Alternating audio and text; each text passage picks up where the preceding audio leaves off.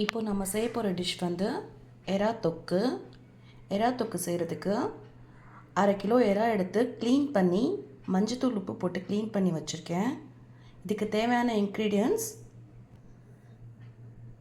வெங்காயம், தக்காளி, பச்சை மிளகா, மல்லி, மஞ்சத்தூள், மிளகாத்தூள், உப்பு, ஜிஞ்சர் கார்லிக் பேஸ்ட்டு, எண்ணெய்.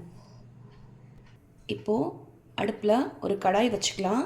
கடாய் ஹீட் ஆனதும் அதில் டைரெக்டாக எறாவை போட்டுடலாம். இதுலேருந்து கொஞ்சம் தண்ணி சுண்டி வர்ற வரைக்கும் இதை கொஞ்சம் அப்படியே ஃப்ரை பண்ணுவோம்.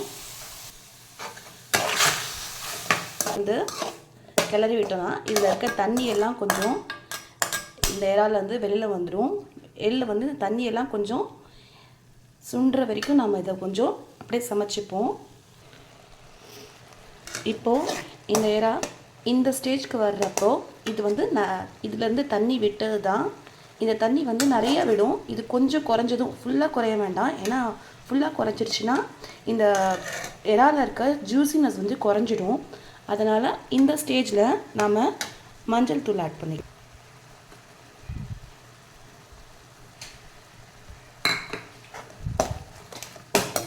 மஞ்சள் தூள் ஆட் பண்ணி இதை நல்லா கிளறி விட்டுக்கோங்க.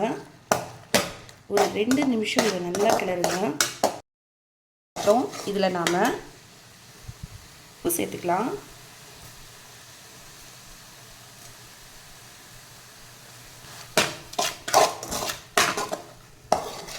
நம்ம வெங்காயம் ஆட் பண்ணிக்கலாம். இப்போது இந்த வெங்காயம் போட்டு இந்த வெங்காயத்தையும் நல்லா இதில் வதக்கிக்கலாம். வெங்காயம் நல்லா வதங்கி வரணும்.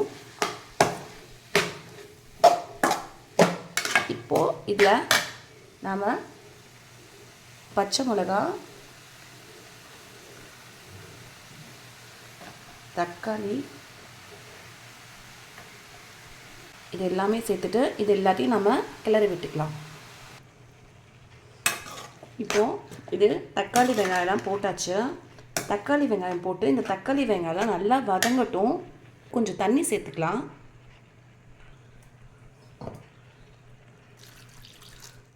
ஏன்னா நம்ம இது வரைக்கும் இதில் எண்ணெய் சேர்க்கல. எண்ணெய் சேர்க்காததால் இதை நாம் தண்ணி சேர்த்துனா தண்ணியில் கொஞ்சம் இதை நல்லா வதங்கிடும். வெங்காயம் தக்காளியெல்லாம் நல்லா இதாகணும், பேஸ்ட் மாதிரி ஆகணும். அந்த அளவுக்கு நீங்கள் இதை நல்லா வதக்கிக்கோங்க. இப்போது இது கொஞ்சம் வதங்கியிருக்கு. இது கொஞ்சம் வதங்கினதும் இதில் நாம் ஒரு 1.5 ஸ்பூன் வந்து ஜிஞ்சர் கார்லிக் பேஸ்ட் சேர்த்துக்கலாம். சேர்த்துட்டு இதையும் நல்லா கிளறி விட்டு இது நல்லா இதோட ராஸ்மெல் போகிற நேரம் வரைக்கும் இதை நல்லா வதக்குவோம்.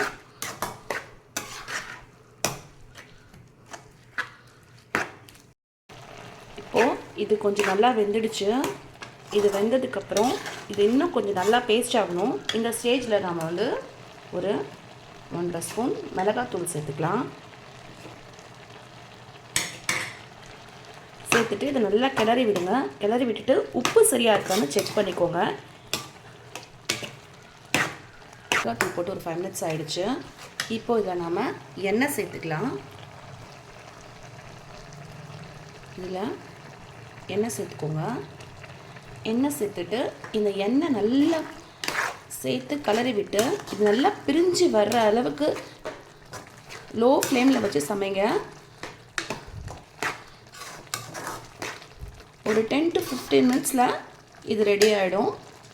ஒரு 10 மினிட்ஸ் இது நல்லா இந்த தொக்கு வந்து இதாகிற வரைக்கும் இது பண்ணிவிட்டு இதில் கொஞ்சம் மல்லியும் சேர்த்துக்கலாம்.